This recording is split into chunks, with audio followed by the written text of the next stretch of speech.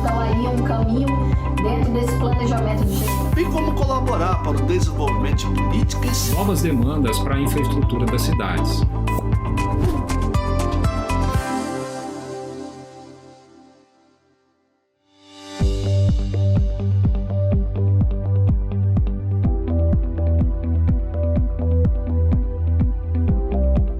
O tema do nosso episódio de hoje é o papel do Tribunal de Contas na qualificação de políticas públicas e na mediação de conflitos institucionais. O nosso convidado de hoje é o conselheiro Edilberto Carlos Pontes Lima.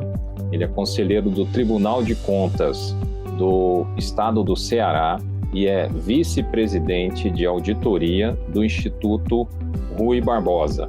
O conselheiro Edilberto é graduado em Economia pela Universidade Federal do Ceará e em Direito pela Universidade de Fortaleza, Unifor, pós-doutor em Democracia e Direitos Humanos pela Faculdade de Direito da Universidade de Coimbra, doutor em Economia pela Universidade de Brasília e mestre na mesma área pela Universidade Federal do Ceará. O conselheiro Edilberto também é especialista em políticas públicas pela George Washington University, nos Estados Unidos. Na Câmara dos Deputados, foi consultor legislativo da área de economia de 2003 a 2007 e consultor de orçamento e fiscalização financeira de 1999 até 2003. Técnico de Planejamento e Pesquisa do Instituto de Pesquisa Econômica Aplicada, o IPEA, entre 1996 e 1999, onde também executou a função de coordenador adjunto da Coordenação de Finanças Públicas no biênio 1998 a 1999. Edilberto Pontes foi professor de instituições como a Universidade de Brasília, Fundação Getúlio Vargas, o Instituto Cezedelo Correia, o TCU, o Centro de Formação da Câmara dos Deputados, CEFOR, e Senado Federal, Unileges.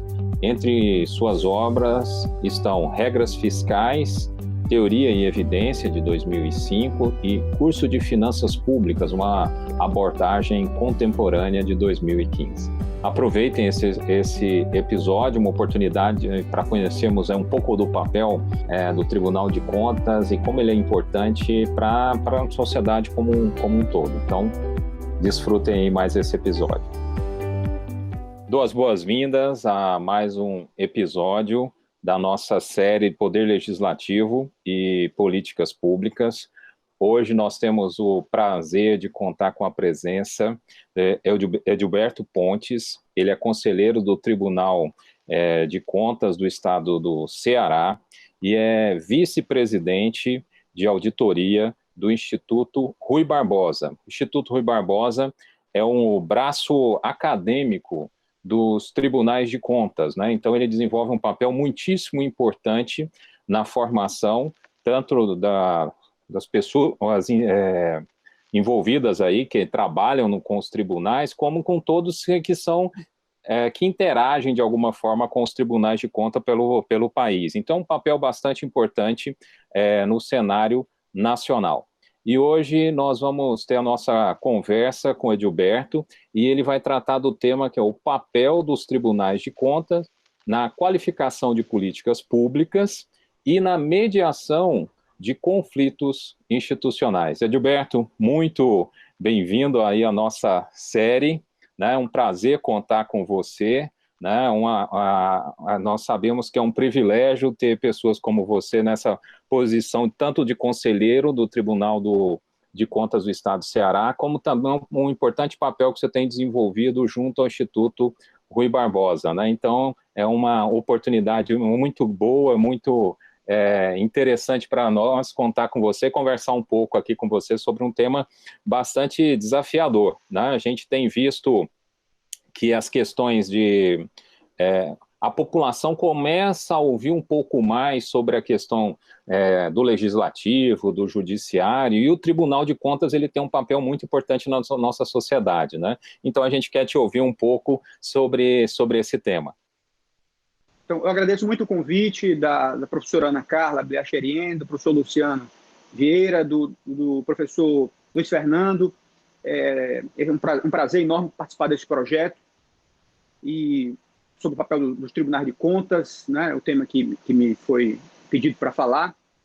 E o tema central, me parece, aqui é o poder contendo o poder, né? Qual o papel do Tribunal de Contas nisso? O sistema de checks and balance, né? De pesos e contrapesos. Eu gosto sempre de começar com um documento que eu sempre sugiro às pessoas que querem entender o Tribunal de Contas, um documento que é um documento fundador, que é a exposição de motivos que o Rui Barbosa escreveu para o decreto de criação do Tribunal de Contas em 1890.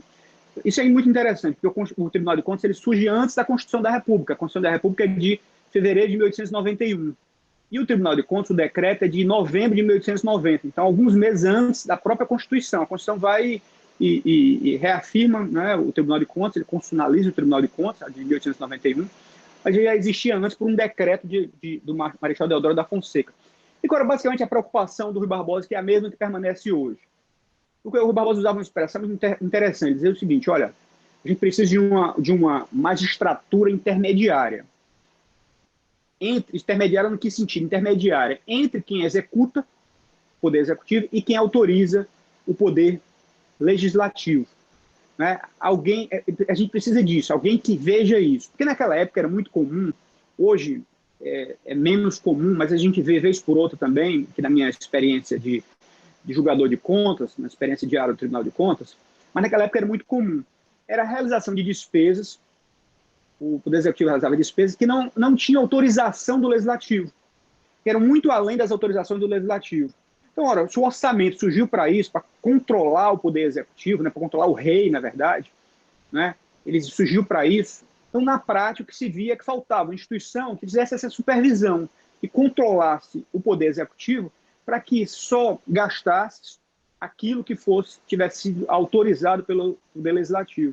Então, o que acontecia é que se olhava a posteriori, o mal já estava feito, o leite já tinha derramado, e muitas vezes o Poder Legislativo tinha que confirmar o que já havia sido feito, autorizava créditos adicionais, créditos suplementares, depois que as despesas tinham sido realizadas, apenas para, enfim, para não ficar o erro, né? Mas o mal já tinha acontecido. Então, o Rui Barbosa diz isso: olha, tem que criar uma instituição que olhe para isso. E aqui, chamando a atenção, que muita gente diz assim: olha, o Rui Barbosa foi um mero copiador da Constituição americana. Mas nesse ponto você vê que não é verdade. O Rui Barbosa era um gênio, um sujeito extremamente preparado e com uma visão de mundo muito impressionante. Porque quando ele faz esse decreto, quando ele escreve esse decreto, o decreto é inspirado não na Constituição americana. Os Estados Unidos até hoje nunca tiveram, e até hoje não tem Tribunal de Contas. Eles têm outro modelo lá, que é o General Accountability Office, que é outro tipo de modelo. Era inspirado na experiência italiana. Ele expressamente cita o modelo italiano, que havia esse órgão intermediário. Existia um tribunal de contas, uma corte de contas, existia na França, existia em vários países, na Suécia, existia especificamente na Itália, que era um modelo que ele achava muito bem sucedido. É esse modelo que ele queria trazer para o Brasil. Uma instituição independente, né, auxiliar do executivo, mas também auxiliar do poder legislativo, queria verificar isso. Queria julgar contas também, claro, está no decreto também o poder de julgar contas, mas antes de julgar contas, tinha o poder, a competência do controle preventivo, né, de evitar isso. Então, o Tribunal de Contas, antes de qualquer despesa, era necessário o visto do Tribunal de Contas. Então, o Executivo queria executar determinada dotação orçamentária, precisava mandar para o Tribunal de Contas, o Tribunal de Contas verificava, está de acordo com as leis, está de acordo com a lei orçamentária, e dava o visto. Só aí é que se poderia executar. Se o ministro não quisesse seguir o Tribunal de Contas, ele poderia, né, mas estaria expresso isso, teria ampla publicidade de que não estava seguindo o Tribunal de Contas, e o Tribunal de Contas comunicava isso ao Poder Legislativo. Então, surgiu dessa forma aqui no Brasil, uma forma de controle, né, e principalmente o foco principal era esse. Interessante, o Brasil depois, já na Constituição de 1988, abandonou esse modelo de controle preventivo, esse controle prévio, né, não se chama nem preventivo, mas prévio, de visto. Mas alguns tribunais de contas do mundo continuam seguindo. O Tribunal de Contas de Portugal, por exemplo, o visto é obrigatório. Não há despesas lá realizadas, acima de determinado valor, determinado número de euros, se eu não me lembro agora, que não possam ser realizadas sem o visto do Tribunal de Contas. Então, é um controle prévio que o Brasil abandonou em 88. Pois bem, mas qual era, então, a grande questão do Tribunal de Contas, né? Por que ele surgiu? Ele surge da mesma forma também, a gente vê pela origem, como um instrumento de contenção do poder, que é muito comum isso. Quem assume o poder, né, ele acha que recebeu um cheque em branco para fazer aquilo que ele tem vontade, as ideias dele, tem apoio popular. A gente escuta agora, de vez em quando a gente vê outdoor, vê adesivos de carros, gente dizendo isso. Olha, o Supremo é o povo, né, no sentido de que contestando por que o Supremo Tribunal Federal está evitando que o governo tome certas atitudes, né, contendo o poder do poder executivo. Então, essas instituições foram criadas exatamente para isso, porque quem ganha a eleição, quem assume o poder, né, na democracia, é um Estado democrático, mas de direito, né? Não pode virar uma ditadura da maioria. Tem uma série de direitos que têm que ser preservados. Então, tanto o poder executivo executa uma agenda de acordo com o que ele ganhou nas eleições, mas ele tem um poder legislativo que também foi eleito, que vai contê-lo, por exemplo, autorizando um orçamento até determinado limite, né? Até uma agenda legislativa que ele, por acaso, queira empreender, mas ele tem toda uma série de regras que ele precisa seguir para alterar a agenda legislativa, e algumas coisas ele nem pode fazer, mudar leis, por exemplo, que não sejam compatíveis com a Constituição, ele não pode. Mudar a Constituição, algumas cláusulas são imutáveis, né? São cláusulas pétreas. Enfim, quem ganha a eleição, ganha dentro de uma moldura jurídica. E muitas vezes, quem ganha não está disposto a seguir isso, né? Existe toda aquela insatisfação, aquela ânsia de ir em frente, de colocar uma agenda mais ampla do que o ordenamento jurídico permite.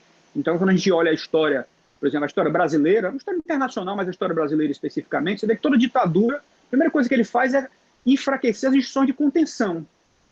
A ditadura de Vargas, por exemplo, ela aposenta compulsoriamente vários ministros do Supremo Tribunal Federal.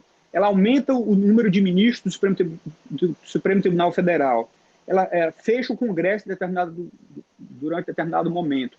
Outra forma de contenção, que são os governadores, né, porque aqui também é um pouco isso de federalismo, é isso. Quer dizer, você não tem hierarquia entre União e Estados. É poder e poder, né, cada um com a sua competência, com a sua atribuição, com a sua autonomia. Mas também as ditaduras procuram enfraquecer, quer dizer, afasta governadores, nomeia interventores nos estados. Então, todas as formas de contenção do poder, do sistema de checks and balances, as ditaduras procuram enfraquecer. Aconteceu isso na ditadura de Vargas, na ditadura de 64, a mesma coisa. Todo o sistema de contenção ele é enfraquecido. Em 64 também, 5 ministros supremos foram aposentados compulsoriamente. O número de ministros foi ampliado de 11 para 15, né, para colocar ministros mais dóceis, mais favoráveis ao novo regime, né? Então, toda vez que tem um sentimento de ditadura, de autoritarismo, as instituições de contenção são enfraquecidas. E assim também é o Tribunal de Contas. Quando a gente olha na história, todas as vezes que o Tribunal de Contas demonstra altivez, contenção de poder, ele sofre resistências, ele sofre problemas, perseguições e ameaças e tudo mais.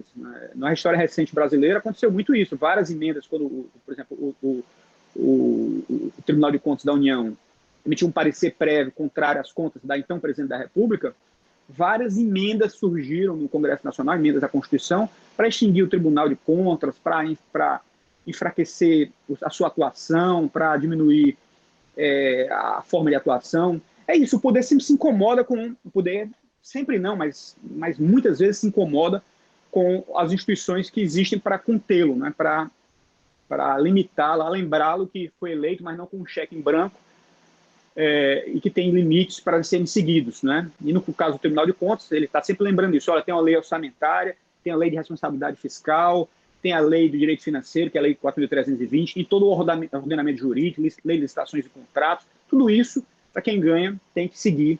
E o Tribunal de Contas é o órgão para exercer esse papel. E aí é interessante, quando a gente olha a história brasileira, ver o Tribunal de Contas como um órgão que auxilia o Poder Legislativo. Mas veja, eu acho que o Rui Barbosa teve muita genialidade. Olha, ele auxilia o Poder Legislativo, mas também auxilia os demais poderes, né? Ele não é subordinado ao Poder Legislativo, ele não pertence ao Poder Legislativo em estrito senso, e nem pertence ao Poder Executivo. né, nem pertence a nenhum outro poder, ao Poder Judiciário. É um órgão que tem, na prática, uma plena autonomia, competências extraídas direto da Constituição Federal para exercer esse papel que é tão relevante, de contenção de poder, né, de limitar a atuação, de se seguir as leis orçamentárias, de mostrar muito claramente que não se trata de um cheque em branco.